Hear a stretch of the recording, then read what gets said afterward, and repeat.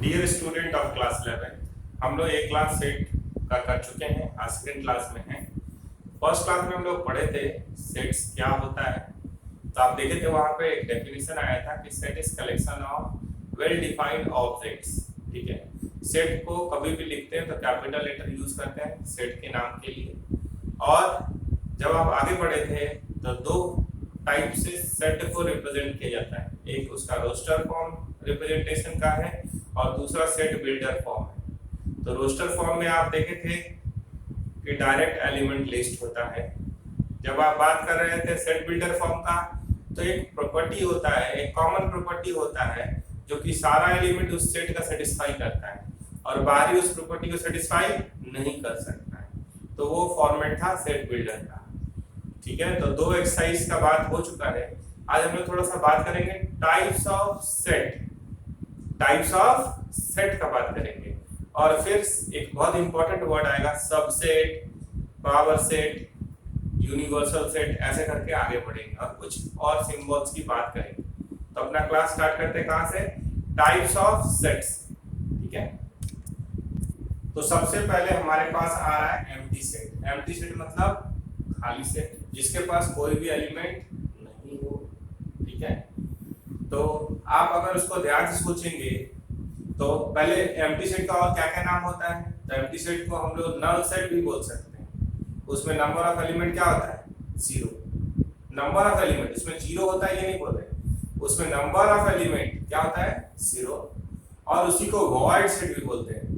तो null set बोले, void set बोले, एम्प्टी सेट बोले, ये तीनों का मतलब सेम ही है। A set which does not contain any element is called empty set। और उसका सिंबल होता है फाई। उसका सिंबल कैसा होता है, फाई। तो आप यहाँ आ जाइए, एक बार यहाँ पे देख लीजिए। A set which does not contain any element is called empty set or null set or void set।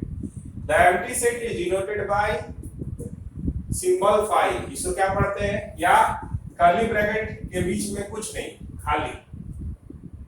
ठीक है, तो ऐसे लिखे, यहाँ पे कोई एलिमेंट नहीं लिखे तो भी खाली, और खाली फाई लिखे, फाई में कर्ली ब्रैकेट नहीं डालेंगे, सिर्फ फाई लिखेंगे, ये या ये।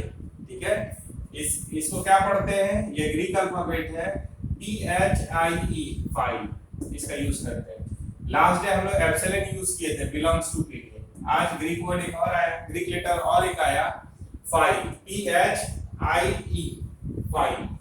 तो एम्प्टी सेट को किससे डिनोट करते हैं, फाई से, या कर्ली ब्रैकेट खाली वाला, कर्ली ब्रैकेट के अंदर कुछ नहीं होगा।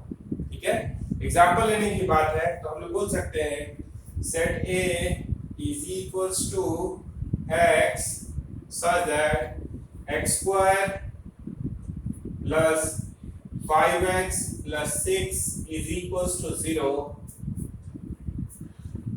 and x belongs to, यहाँ से इसका जगह बना रहे हैं इसके लिए, and x belongs to natural number.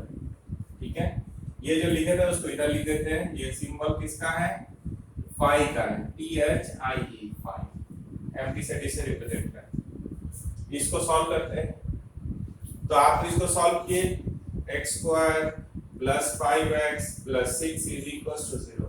3 2 या 6, 3 और 2 5 होता है। तो x plus 2 into x plus 3 is equals to 0। Solve करेंगे तो x plus 2 is equals to 0, यानी x इज इक्वल्स टू -2, या x plus 3 is equals to 0, x is equals to -3। तो आप क्या लिखेंगे, ये तो लिख सकते हैं आप, लेकिन यहाँ पे क्या है, क्या लिखा हुआ है, इसको देखिए, x belongs to natural number, x belongs to natural number. तो -2 और -3 क्या नेचुरल नंबर है, यही दो सॉल्यूशन, इसको सेटिस्फाई करने वाला ये दोनों हुआ। एंड का मतलब ये दोनों का इंटरसेक्शन वाला पार्ट, एंड मतलब क्या होता है, इंटरसेक्शन। तो यहाँ से मिला -2 और -3, तो आप लिख सकते हैं -2 -3, लेकिन बगल में क्या कंडीशन लिखा हुआ है, कि ऐसा बताइए x जो नेचुरल नंबर को बिलोंग करता है। तो finally a is equals to क्या हो जाएगा, 5। किसकी वजह से, अगर ये नहीं लिखा होता तो हम लिखते हैं x is equals to curly bracket -2 -3 curly bracket close कर देते। लेकिन ये बगल में क्या लिखा हुआ है, x belongs to natural number, ये नेचुरल नंबर नहीं है, तो ये दोनों बात को एक साथ सेटिस्फाई नहीं किया जा सकता है। यानी इसका क्या क्या है, इसके पास कितना एलिमेंट है, 0 एलिमेंट है। तो इसको कैसे रिप्रेजेंट करते हैं एम्प्टी सेट को, a इज इक्वल्स टू 5। ठीक है, तो ये डेफिनेशन है एम्प्टी सेट का। आगे चलेंगे, जैसे अब वर्ड आ रहा है finite set and infinite set. तो फाइनाइट सेट का कहना है वर्ड में ही है, फाइनाइट सेट। तो a set which is empty, खाली है, तो नंबर ऑफ एलिमेंट्स कितना है, 0। 0 is also a finite number और contains definite number of elements, definite number of elements is called finite set। जैसे अगर हम बोलते हैं W is the set of days of a week, तो आप जानते हैं Sunday, Monday, Tuesday, Wednesday, Thursday, Friday, Saturday. तो number of elements in W क्या है, 7। 7 इज अ डेफिनिट नंबर। ठीक है, इसको क्या बोलेंगे, फाइनाइट सेट। वर्ड खुद में क्लियर है, इनफाइनाइट सेट, इनफाइनाइट सेट इसको छोटा करके लिख सकते हैं, number of elements is infinite. यहाँ पे क्या है, if number of elements in a set is infinite, या नॉट डेफिनिट। डेफिनिट नहीं हुआ तो कहाँ गया, इनफाइनाइट के पास। is called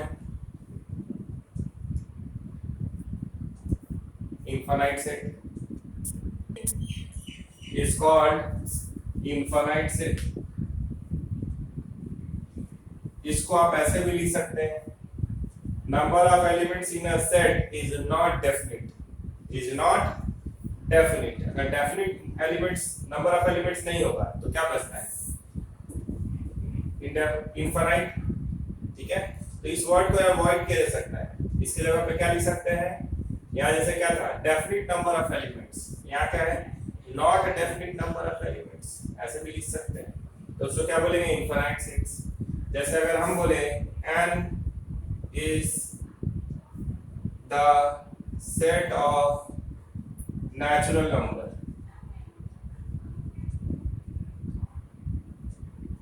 तो n में क्या आ सकता है, कर्ली ब्रैकेट 1 2 3 4 डॉट डॉट करके काम चला लेंगे।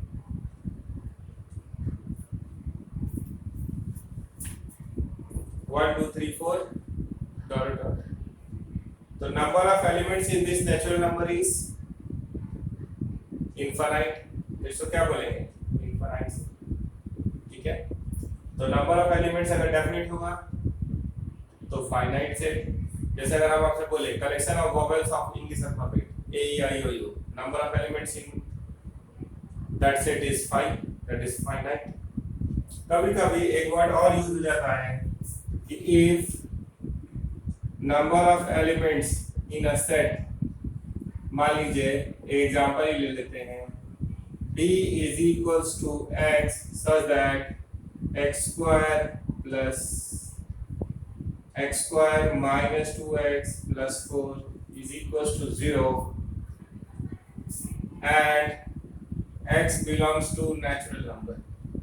ठीक है, तो आप इसको सॉल्व किए, x square minus 2x plus 4 is equals to 0, x minus 2 का whole square is equals to 0, x is equals to 2।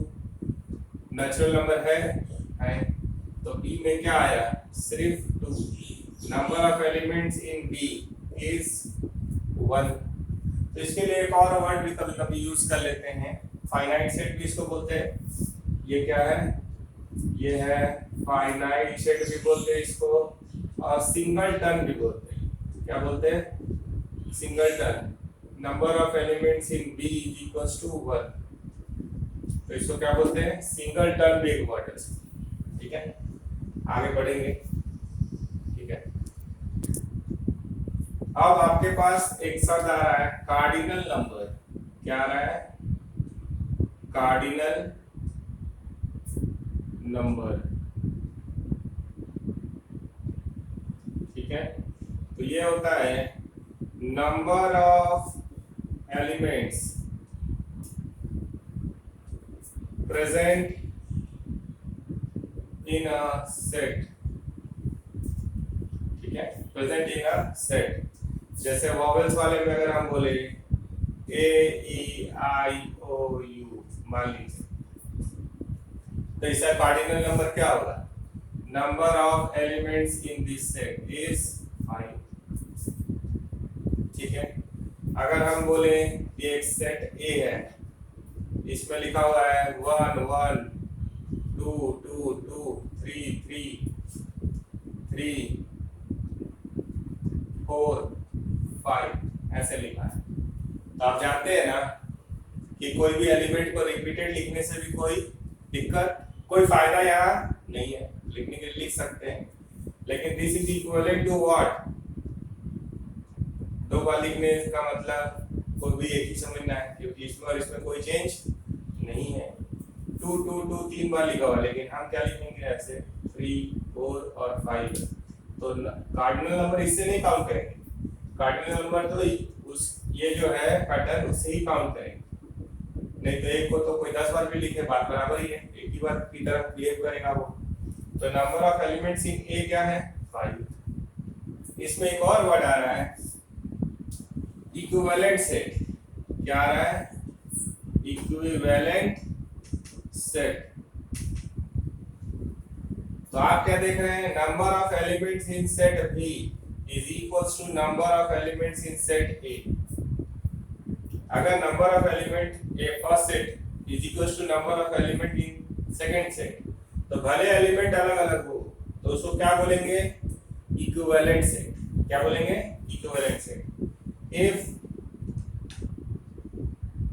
if number या if cardinal number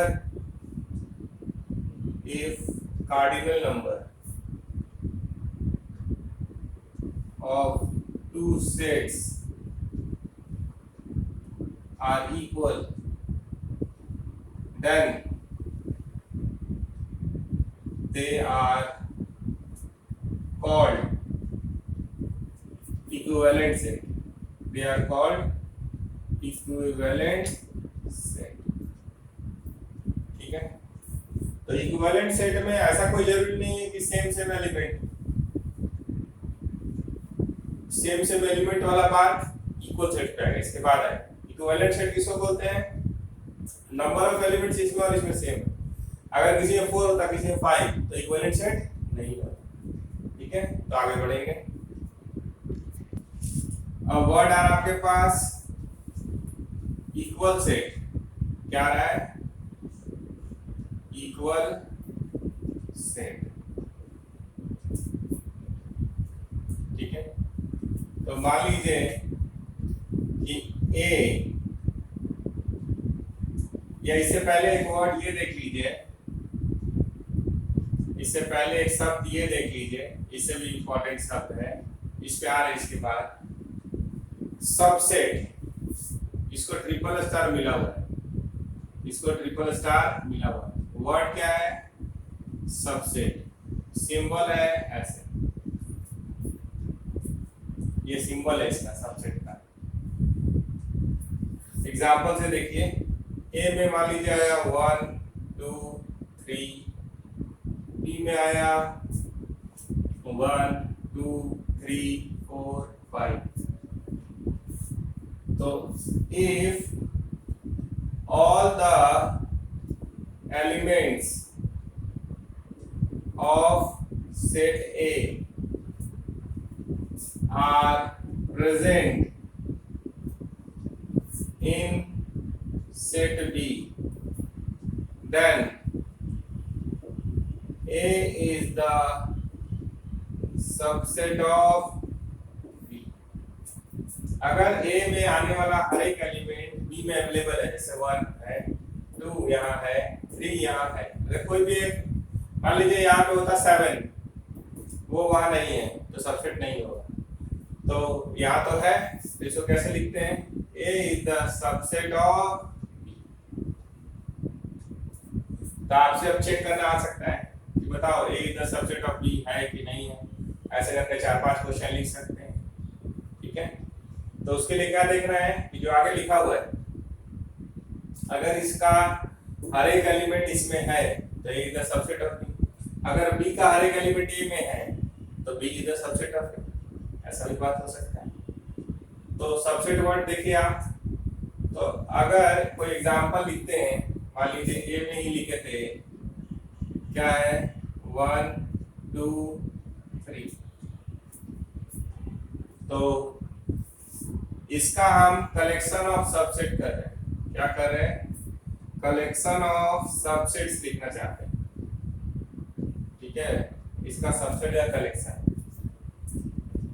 तो अगर मान लीजिए एक एलिमेंट वाला देखे तो खाली 1 लिखे, तो बताइए ये इसका सबसेट है, या 2 लिखे तो है एक एलिमेंट वाला, या 3 लिखे तो है। जो एलिमेंट यहाँ प्रेजेंट है वो यहाँ है, तो हाँ, तो ये सबसेट है उसका। ये भी सबसेट है ए का, ये भी सबसेट है ए का। ये तो सिंगल एलिमेंट वाला हुआ। अगर दो एलिमेंट वाला लिखे तो 1 2 लिख सकते हैं, 2 3 लिख सकते हैं, ये इंपॉर्टेंट है। 1 3 भी लिख सकते हैं, ये भी सबसेट है। अगर 3 एलिमेंट वाला लिखे तो क्या लिख सकते हैं? 1 2 3, ये भी लिख सकते हैं। और एक 5 भी लिख सकते हैं। 5 में थोड़ा सा आपके मन में आएगा, तो ये क्या है? पूरा सबसेट का कलेक्शन है। देखिए कितना हो गया, 1 2 3 4 5 6 7 8, तो तीन एलिमेंट यहाँ था, तो नंबर ऑफ सबसेट कितना हुआ? 8। देखिए सब सबसेट है। अब बोलिए ये यहाँ कुछ है ही नहीं।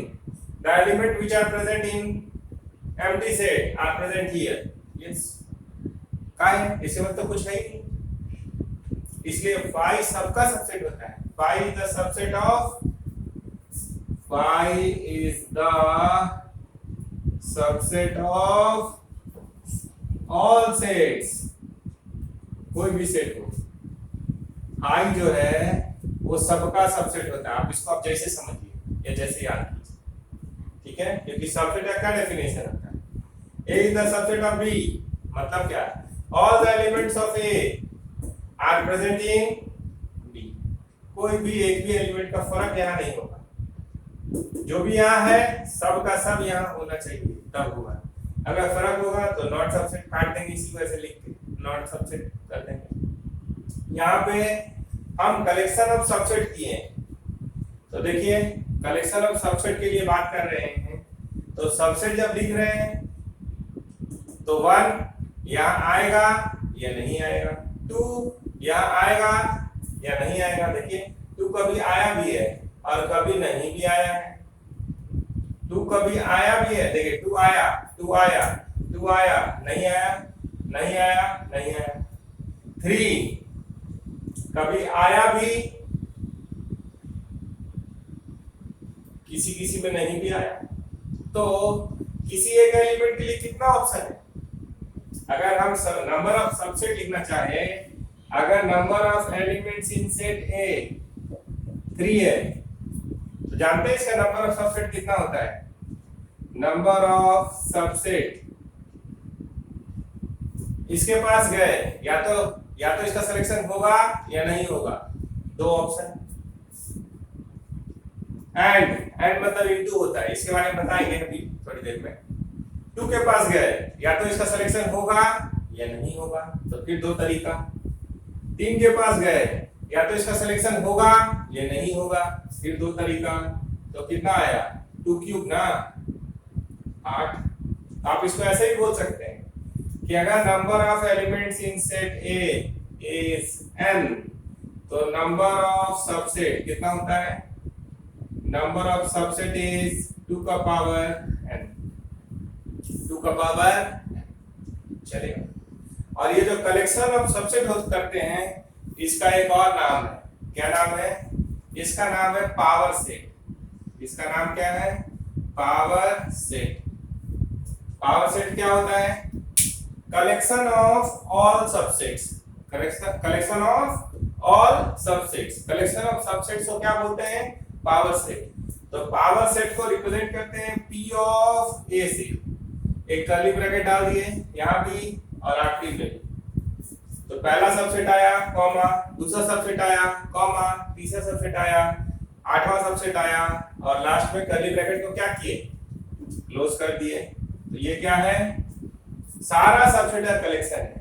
तो number of elements in P of A, अगर number of elements in A 3 है तो इसमें कितना एलिमेंट आया, number of elements in P of A is equals to number of subset, तो कितना हुआ 2 क्यूब। तो ये क्लियर हुआ, subset word, subset word clear हो गया होगा। और collection of all subset is called power set.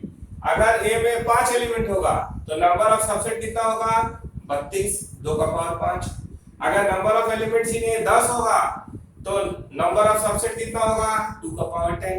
Number of elements in power set कितना होगा, that is equals to number of subset, that is 2 का पावर 10, 2 का पावर 10 1024 होता है, लिखते हैं। Equal sets, two sets A and B are said to be equal if they exactly contain the same element, exactly contains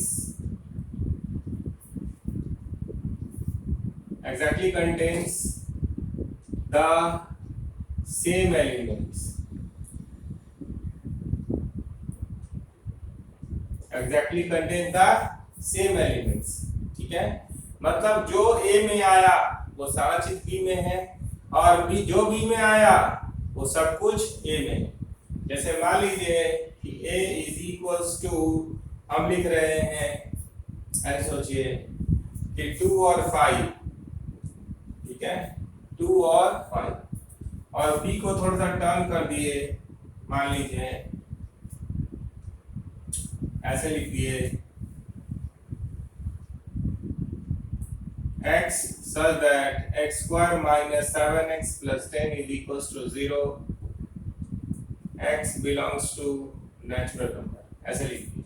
तो इसको अगर solve करेंगे तो क्या मिलेगा आपको 2 2 5 7, तो 2 और 5 आएगा ना।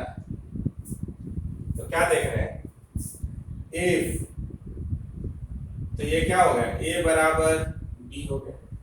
A बराबर B का मतलब क्या है, if all elements of A are present